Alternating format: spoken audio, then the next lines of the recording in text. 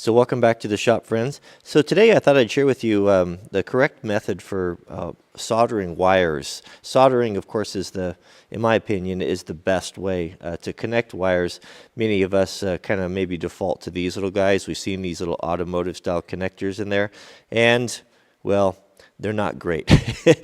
Just go look at your trailer after a couple of years being outside using these. You know, they're not ideal. The ideal way though is to solder. It's a little intimidating, I think, by a lot of folks because maybe you don't have the equipment or you've had bad luck with it.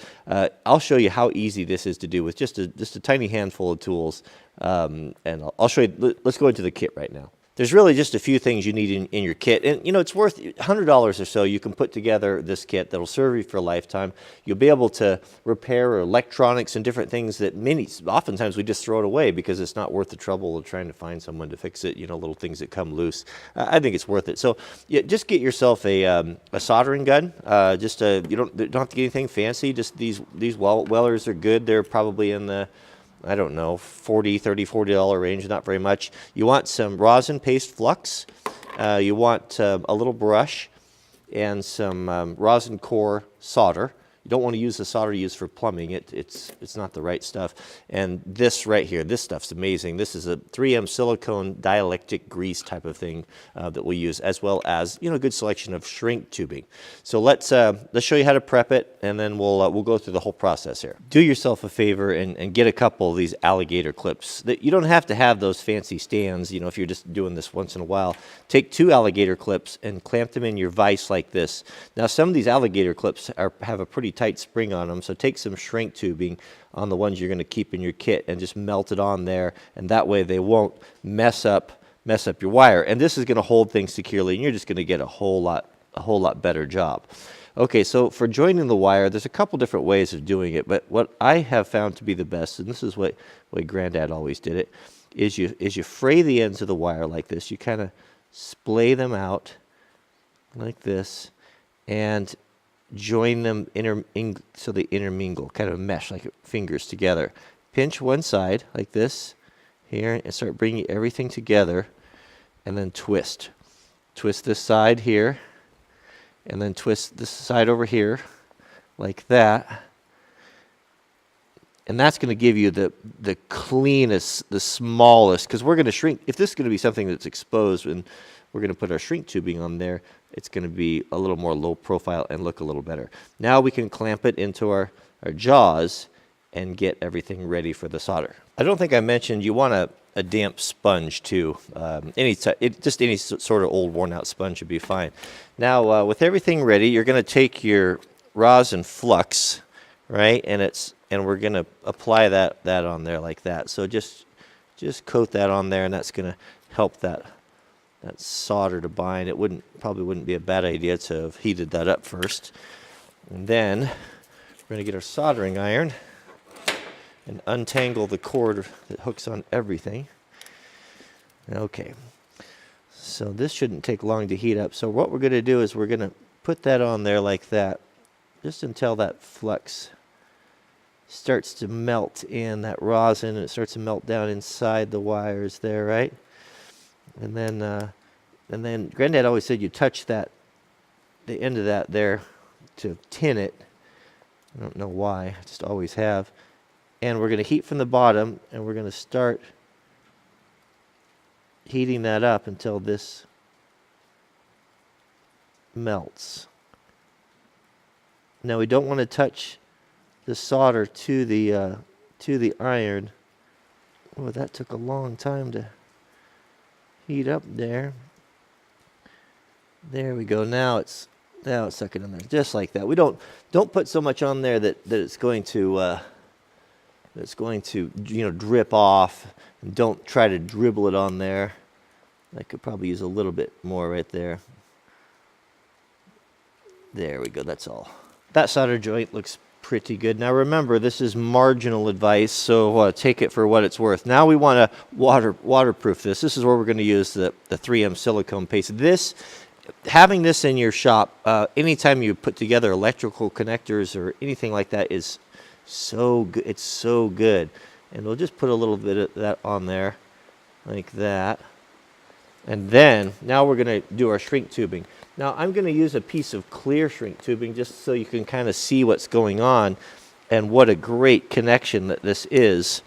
So what we can do here is, once we have that grease on there, now we'll thread our shrink tubing on here like this, and try to be careful when is to hold that, not to scrape all that silicone grease off there, and just place it like that. Now your shrink tape's going to shrink on the ends about 10%. So I'm always pretty liberal with that, and give myself plenty of tubing. Now you can use, I'm going to use a heat gun. You don't have to use a heat gun. You can use a lighter. You can use a torch. Problem with the lighter and the torch is if you're not really careful, it will tend to burn the wire in the housing. Start from the middle. You're going to start from the very middle, and you'll see that that's starting to shrink right there. And then work to the outside edges.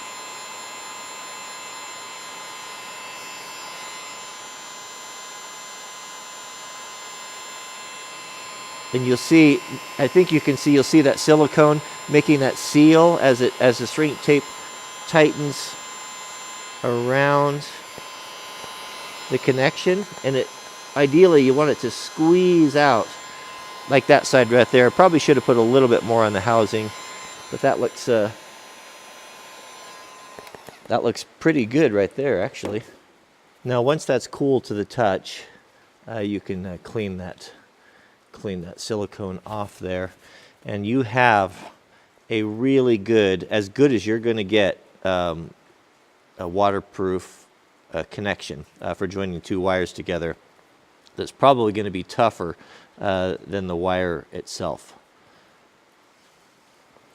So that's all there really is to it for connecting those. And that again, that's going to be your best connection. If you can take a little bit more time and you can solder these with a shrink tape instead of using those blue automotive style connectors, you're most likely not going to have to go back and redo your electrical work, especially for stuff that's going to be sitting outside like trailers, or especially boat trailers, or there's a lot of water and spray on those, and it's pretty hard on electrical stuff. So what I'm going to do, so I was going to add, a lot of folks have been asking, what happened to Wrangler Mart?